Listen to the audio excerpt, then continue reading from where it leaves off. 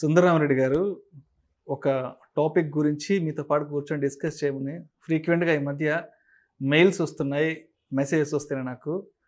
రాకేష్ జుంజున్వాలాకి సంబంధించి పోర్ట్ఫోలియో ఏ విధంగా ఉంటుంది, సో ట్రేడింగ్ పట్ల అతని స్ట్రాటజీస్ ఏ విధంగా ఉంటాయి, స్టాక్స్ పెరుగుతున్నప్పుడు రాకేష్ జుంజున్వాలా ఇన్వెస్ట్ చేస్తాడా, లేదంటే ఆయన ఇన్వెస్ట్ చేశాక స్టాక్స్ పెరుగుతాయా అంటూ కూడా చాలామంది అడుగుతున్నారు. సో మన ప్రేక్షకులు కోరిక మేరకు ఈ టాపిక్కి సంబంధించి డీటెయిల్గా తెలియజేయగలరు. డెఫినెట్గా అండి. బిగ్ బుల్ అంటేనే రాకేష్ జుంజున్వాలా అండి. అదొక వైబ్రేషన్. ఆయన అంటేనే ఒక ఇండియా మీద నమ్మకం. మోడీ లాంటి హై ప్రొఫైల్ సెలబ్రిటీస్ కూడా ఆయన దగ్గరికి వచ్చి ఆయనతో మీటింగ్ కి హ్యాపీగా ఫీల్ అవుతున్నారు అంటే ఆయన ఒక ట్రేడర్, ఒక ఇన్వెస్టర్, అంతమించి గేమ్ కాదు. బట్ స్టిల్ ఇండియా మీద అంత నమ్మకం ఉన్న అతి పెద్ద ఇన్వెస్టర్ గురించి మాట్లాడాలంటే రాకేష్ జుంజున్వాలా. అందరూ మార్కెట్ పడిపోతుంది అటు ఇటు ఎంత నెగిటివ్ యాటిట్యూడ్లో ఉన్నా, ఎంత మార్కెట్ డ్రాప్ అవుతున్నా సరే, still have lot of faith on Indian economy. 5,000 రూపీస్తో స్టార్ట్ చేసి కెరియర్ని 30,000 crores తోటి 30,000 crores వెల్త్ క్రియేట్ చేయడం అంటే ఇట్స్ నాట్ ద జోక్. చిన్న విషయం కాదు. అందుకని అతను బిగ్ బుల్ అయ్యాడు. అందరు పెసిమిస్టిక్లో ఉన్న టైంలో కూడా నేను still positive activity about the Indian growth story మీద నమ్మకం ఉందన్నాడు. అతను అనుకున్నట్టు అది నిరంతరం పోతూనే ఉంది. మార్కెట్ పడవచ్చు టెంపరీగా, but still email lot of money. 30,000 crores, just imagine how much wealth is created. Okay, అతను ఎప్పుడు మార్కెట్ పెరుగుతుంది పడిన మార్కెట్ మీద ఫోకస్ చేయడండి. యాక్చువల్గా చాలా మంది అనుకుంటారు మార్కెట్ పెరుగుతుంది పెడతారు కదా. మంచి బిజినెస్ మోడల్ అతనికి అర్థమైంది అనుకోండి. ఆ బిజినెస్ అతను అగ్రెసివ్గా వెళ్తాడు. నాగార్జున కన్సెషన్ తీసుకోవచ్చు, వాటి వైస్రాయ్ ఫ్లాప్ అయి ఉండొచ్చు. ఓకే, A-to-Z ఇన్ఫ్రాల్లో కూడా అతను ఫ్లాప్ అయి ఉండొచ్చు, జేపీ అసోసియేట్లో ఫ్లాప్ అయి ఉండొచ్చు. బట్ అతను ఇలా చిన్న చిన్న అమౌంట్స్ నథింగ్ ఆయనకి. ఎందుకంటే కంపేర్ టు రిస్క్ తీసుకుంటే ఇప్పుడు ఏవిగేషన్ ఇప్పుడు అందరు హాట్ టాపిక్ మాట్లాడుకుంటున్నారు టాటా సెంటర్ అయిన తర్వాత. బట్ అంతకు ముందే అతను రెడీ అయ్యాడు ఇన్వెస్ట్ చేయడానికి. అంటే ఏంటంటే జనాల పల్స్ ఎట్టుంది, మార్కెట్ స్ట్రెంత్, ఫ్యూచర్లో వీళ్ళు ఏ సెక్టార్కి మూవ్ అవుతున్న పల్స్ వాళ్ళ దగ్గర ఉంది ఆల్రెడీ. అతని దగ్గర ఆల్రెడీ ఉంది. అందుకని మార్కెట్ని చేంజ్ చేసే అలవాటు అతనికి లేదు. మనం టైటాన్ చూసాం అనుకోండి, టైటాన్ ఆల్మోస్ట్ 30 రూపీస్ దగ్గర ఎంటర్ అయ్యాడు ఆయన. ఇప్పటికీ అది 30,000 కలిగి తర్వాత స్ప్లిట్ అయిన తర్వాత పెరుగుకుంటూ వెళ్ళిపోయింది. One of the biggest wealth create ఇది పోర్ట్ఫోలియో అంటే టైటాన్ అండి. ఓకే, ఇప్పటికీ అతను ఉంచుకున్నాడు. పెరిగింది కదని చెప్పి అమ్మలేదు.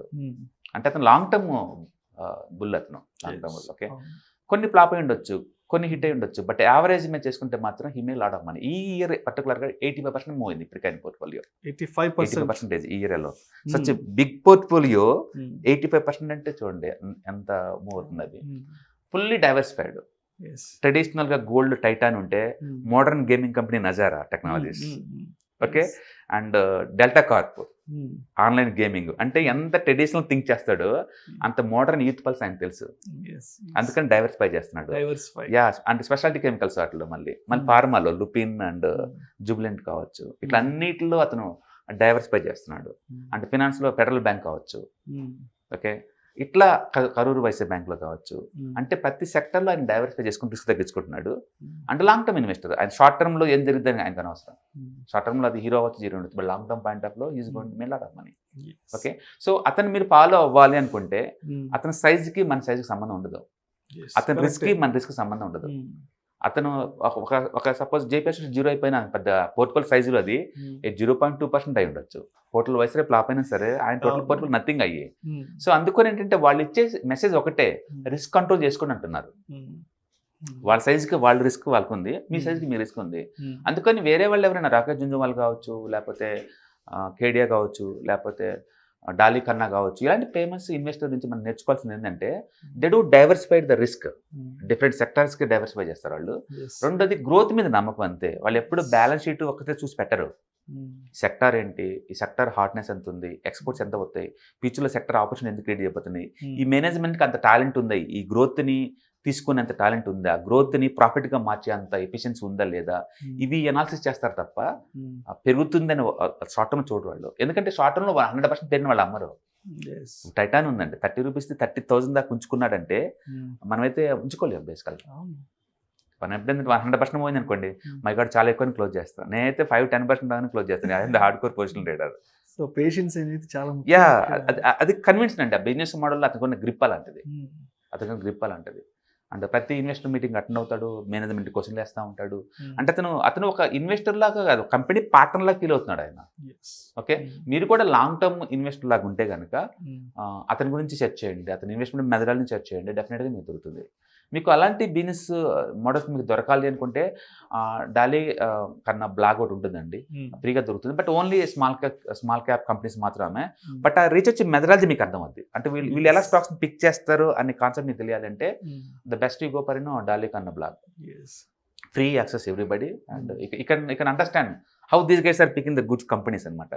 వాళ్ళు కేవలం బిజినెస్ మోడల్ గురించి డిస్కస్ చేస్తారు, సెక్టర్ గురించి డిస్కస్ చేస్తారు. ఆ సెక్టర్ ఉన్న హార్ట్నెస్ని వీళ్ళు ప్రమోటర్ కనుక ఎన్కాష్ చేసుకోగలుగుతారా లేదా డిస్కస్ చేస్తారు. తద్వారా నీకు క్లూ ఇస్తారు. వాళ్ళు ఇచ్చే మెసేజ్ ఒకటే అండి, just believe Indian growth story. And business model కనుక మీకు అర్థమైతే కనుక దాంట్లో ఇన్వెస్ట్ చేసుకుంటూ వెళ్ళిపోయింది. అతను నిరంతరం యావరేజ్ చేస్తూ ఉంటాడు, ఆయన కంపెనీలు అన్నింటిని కూడా తక్కువ రేట్కి వచ్చిన ప్రతిసారి యావరేజ్ చేస్తూనే ఉంటాడు.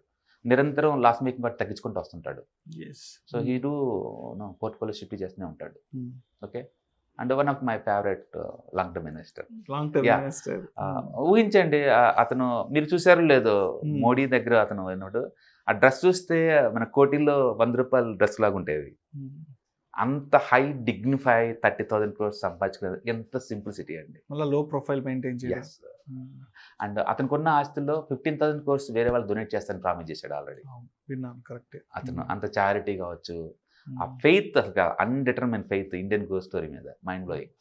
పెసిమిస్టిక్ డేస్లో కూడా ఈ strongly believe India how to grow. ఆ పొలిటికల్ లీడర్ మీద ఉన్న అతను ఆ పేట్రైజింగ్ కావచ్చు, వాళ్ళ మీద నమ్మకం కావచ్చు, ఇండియన్ పబ్లిక్ మీద ఉన్న అతనుకున్న నమ్మకం కావచ్చు, ఏదైనా కావచ్చు. Okay, he believed a lot. And total money మొత్తాన్ని ఒకే ఎసెట్ క్లాస్లో పెట్టడం అనేది మైండ్ బ్లోయింగ్ కాన్సెప్ట్. అంతే. రెండో థాట్స్ ఏం లేవు అండి. ఈ hate it or love it, he's big bull అంతే. ఓకే, డైవర్సిఫికేషన్ ఇంపార్టెంట్ అండి. మనం నేర్చుకోవాల్సిందంటే డైవర్సిఫికేషన్. పక్కా ట్రెడిషనల్గా ఉన్న గోల్డ్ బిజినెస్ టైటన్ దగ్గర నుంచి Nazara technologies, modern delta Corp వరకు కూడా, ఐటీ దగ్గర నుంచి అండ్ ఫినాన్స్ వరకు కూడా ఆ డైవర్సిఫికేషన్ కావచ్చు, దాని మీద కంట్రోల్ కావచ్చు. అయితే అంటే సుందరరామరెడ్డి గారు అంటే ఇప్పటి వరకు రాకేష్ జుంజున్వాలా బిజినెస్ స్ట్రాటజీ ఏ విధంగా ఉంటుందో కూడా చెప్పారు. అయితే ఆయనకి సంబంధించిన టాప్ హోల్డింగ్స్ ఏముంటాయి, సో దాని గురించి కూడా ఫ్రీక్వెంట్గా అడుగుతున్నారు మన వాళ్ళు. సో అది కూడా చెప్పగలరు. ఎన్సీసీలో 12% దాకా ఉందండి స్టేక్ అతనిది. ఓకే, అండ్ రీసెంట్ నజారా టెక్నాలజీలో కూడా 12% దాకా ఉంది. అండ్ ఆప్టెక్లో లీడింగ్ ఇన్వెస్టర్ ఆయనే దాంతోపాటు. అండ్ లుపిన్లో 4% దాకా ఉంది. అండ్ టైటన్లో ఇంకా 4% ఉంచుకున్నాడు. అండ్ మనం చూస్తే బిల్ కేర్లో ఆల్మోస్ట్ 8% ఉంది. అండ్ ర్యాలీస్ ఇండియాలో 8%.